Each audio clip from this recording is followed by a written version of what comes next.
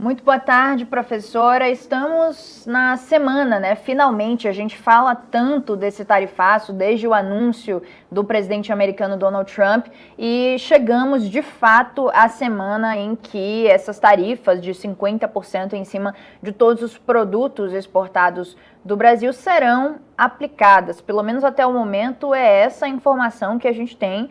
Os Estados Unidos não recuaram em momento algum e temos então prevista para o dia 1º de agosto, sexta-feira, não é isso? Sexta-feira, dia 1º de agosto, a gente tem então prevista essa aplicação das tarifas para o Brasil. E já começo perguntando o seguinte, porque quem está acompanhando a gente com certeza já ouviu falar sobre esse tarifaço, mas também se pergunta na prática o que é que isso significa e o que é que isso significa especialmente para o bolso do consumidor. Vai impactar o consumidor brasileiro de alguma forma? Aliás, com uma pergunta mais geral, quais são os principais produtos que vão ser impactados por esse tarifaço se ele de fato for aplicado a partir do dia 1º de agosto? Boa tarde, Lara. É um prazer estar aqui com vocês. Essa realmente é uma semana tensa, porque o Brasil tem buscado negociações e não tem conseguido. Eu vou começar, Lara, com uma definição que ela é muito simples, mas muitas vezes a gente acaba deixando ela de lado, porque a gente só escuta o termo tarifaço. Mas o que é esse tarifaço? É aumento da alíquota de importação. Então, o Brasil exporta produtos para os Estados Unidos, exporta suco de laranja, carne, mel, aço, material de indústria. E isso ficou determinado que a partir do dia 1º vai ter uma alíquota de 50%. Então, quando esses produtos chegarem nos Estados Unidos, o importador vai pagar 50% a mais. E aqui começa a nossa conversa, Lara. Por quê? Se você vai precisar pagar 50% a mais para passar para o distribuidor, para chegar lá no supermercado da sociedade americana, será que o americano vai pagar essa alíquota a mais para poder tomar o suco de laranja, para comer o hambúrguer dele? Aqui entra a nossa questão no Brasil. Será que o Brasil vai vender menos? Aqui a gente precisa dar uma separada nas questões, porque eu não tenho uma resposta única para todos os produtos. Então, vai depender de cada produto exportado, se este exportador consegue vender no mercado interno, se ele consegue vender para algum outro tipo de processamento, por exemplo, frutas. Nós temos as questões das mangas. Se as mangas não forem colhidas, elas apodrecem porque elas estavam destinadas para o mercado americano. Será que o produtor de manga aqui consegue vender para o beneficiamento, para uma indústria de sucos, para uma indústria de polpa, para uma indústria de sorvete?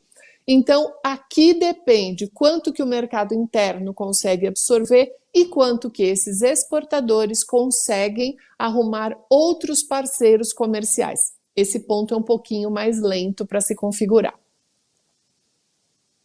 Pelo que você está falando, na verdade, a gente só vai ter uma dimensão definitiva do impacto, né, daqui a algum tempo, né? A gente precisa observar como essa situação inteira vai se dar, quais vão ser as consequências ali no dia a dia, né, de cada setor em específico, para depois, de fato, depois de um certo período de tempo, a gente ter uma noção do real impacto dessas tarifas no Brasil, né? Da carne, dá bem para a gente entender como é que funciona. Quando a gente fala em carne exportada para os Estados Unidos, não é a mesma parte do boi que a gente consome aqui internamente. O Brasil consome um corte mais nobre, que é o corte traseiro. Os Estados Unidos consomem um corte menos nobre, que é o dianteiro, porque ele vai para a indústria de processamento para fazer hambúrgueres. Então, essa mudança vai depender, e a gente só exporta 30%, 70% do que o Brasil produz de carne fica aqui dentro. Será que os produtores vão vender essa parte dianteira para as indústrias processarem aqui e nós teremos hambúrgueres mais baratos? É essa a questão, por isso que a gente tem que pensar com muita calma a esse respeito, para não imaginar que vamos ter desemprego, vai dar problema no preço interno. Então, eu gosto de um pouco mais de calma na análise. Pois é, e aí muito se fala também, né, sobre como o Brasil vai responder aos Estados Unidos. Desde o anúncio de Trump, a gente vem tratando disso, né? Lula já se manifestou hoje, inclusive, ele se manifestou sobre o assunto, disse que está disposto a negociar, que quer sentar na mesa para negociar com os Estados Unidos, mas a gente até hoje não tem uma resposta de como de fato o governo brasileiro vai se posicionar e vai agir, né, diante dessa aplicação das tarifas dos Estados Unidos. Uma reação proporcional à tarifa que vai ser aplicada ao Brasil, do Brasil aos Estados Unidos, pode ser mais prejudicial ao Brasil do que aos Estados Unidos? Essa sua pergunta é excelente, porque isso é tão complexo para nós, porque nós temos alguns produtos que são completamente diferentes daquilo que a gente importa. Nós importamos produtos mais caros dos Estados Unidos, importamos muita tecnologia, importamos equipamentos, e isso vai ficar mais caro na proporção lá dos 50% da alíquota. Então, será que isso também é uma coisa boa para nós aqui no Brasil? Então, retaliar em 50% é, digamos assim, a última alternativa. Nós temos alguns outros componentes ali no meio do caminho. A lei da reciprocidade, que foi aprovada, ela tem a previsão de você poder devolver, digamos assim, devolver na mesma moeda, mas só depois de todas as tentativas de negociações que elas caçarem. E isso está sinalizando pelo menos até o dia 1º, porque é importante lembrar que o vice-presidente Alckmin tem procurado diariamente, praticamente, os representantes no governo americano, e ele não tem sido recebido. Nós temos questões políticas no meio, que também são de difícil mensuração, porque aí a gente não está falando só de alíquota e só de comércio internacional. Então, para essa lei de reciprocidade, primeiro tem que fazer negociação, segundo, acionar organismos internacionais, por exemplo, como a Organização Mundial do Comércio, que já vai ser acionada caso nada aconteça. E aí depois, só no final, a última opção, ver quais serão as medidas que o Brasil vai tomar. Então, retaliar em 50% pode ser interessante para nós aqui no Brasil.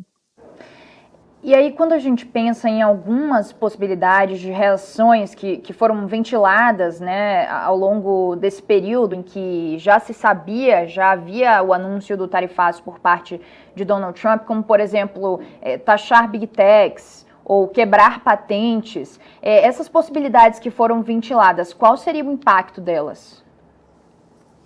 Olha, essas possibilidades, elas existem, elas, digamos assim, elas estão na mesa de negociações, né? A questão de taxar Big Techs, ela é uma coisa importante, ela tem a ver com a regulamentação das redes sociais. Isso tem que ter aprovação no Congresso e isso é mais lento, mas é só importante lembrar para quem estiver nos assistindo que redes sociais são fonseca, elas geram bilhões cada vez que você encaminha fake news, que você encaminha um vídeo, que você realiza algo. Então, a regulamentação das redes, que ela é importantíssima para o Brasil, a Europa já está fazendo isso, ela implica numa queda de arrecadação dessas grandes Big Techs, como a Meta, por exemplo, que são grandes financiadores do governo americano. Então, para evitar esta queda de receitas, o governo Trump, ele usa que retórica? A retórica da liberdade, que você tem que falar o que você quiser, que você tem que postar o que você quiser. Mas, no final, é uma questão financeira que está em jogo. Outra questão tem a ver com as patentes. No Brasil, nossa lei, ela fornece 20 anos de patente para uma medicação, por exemplo, mas ela pode ser rompida antes desse período. Por exemplo, em 2007, se não me engano, o Brasil rompeu a patente de uma medicação específica para HIV. E isso daí teve uma redução de custo imensa no SUS, porque o Brasil é um dos poucos países que fornece medicação para HIV. Então, Lara, aqui entra essa questão. Será que vai valer a pena a gente diminuir o período de licença permitida, por exemplo, de 20 anos para 10 ou de 20 para 15? Esse é um outro ponto delicado. É mais ou menos como briga de vizinho. Você só sabe como começa, mas não sabe como termina. Ótima comparação, professora. E agora, quando a gente pensa, quando a gente olha para dentro, né, e tenta entender o que pode ser feito para mitigar os efeitos do tarifaço aqui no Brasil, para o Brasil, e não só essa resposta que o país vai dar aos Estados Unidos. O que a equipe econômica do governo Lula, que é chefiada pelo ministro da Fazenda, Fernando Haddad, pode tomar de decisão, fazer de ação para controlar esses efeitos do tarifaço?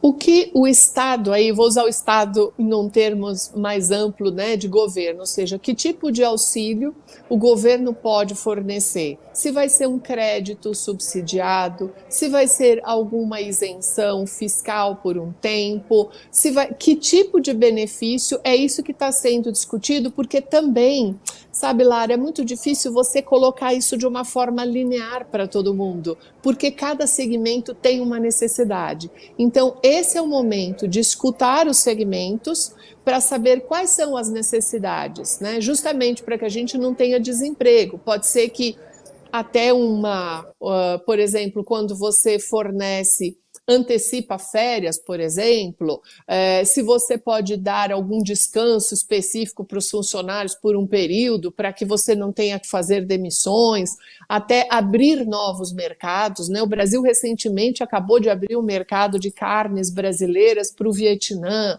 Então, esse daí é o ponto, mas o que fica, Lara, muito importante para os empresários brasileiros é a falta de credibilidade no governo americano. Isso está se estabelecendo de uma forma muito sólida, a ponto de quem exporta no Brasil vai ter que seriamente pensar em mudar parceiros comerciais, ampliar, porque aquilo que o governo americano fala não se escreve. Então, está com muita dificuldade de entendimento e de diálogo, porque você tinha uma solidez naquilo que o governo americano fazia de longo prazo, com relação às alíquotas e às tarifas. E agora não. O governo Trump é um governo muito incerto nessas medidas, tem o vai e vem, no entanto que o próprio Trump recebeu um apelido bem pejorativo nos Estados Unidos, né, que é o taco, ou seja, que o Trump sempre volta atrás. Então, a gente precisa pensar como empresários brasileiros, quanto que a gente ainda pode confiar nas exportações para os Estados Unidos. Carla Beni, professora da FGV, economista, muito obrigada por contribuir aqui com o nosso programa. Obrigada, foi um prazer. Até a próxima. SBT News, o maior canal de notícias do YouTube.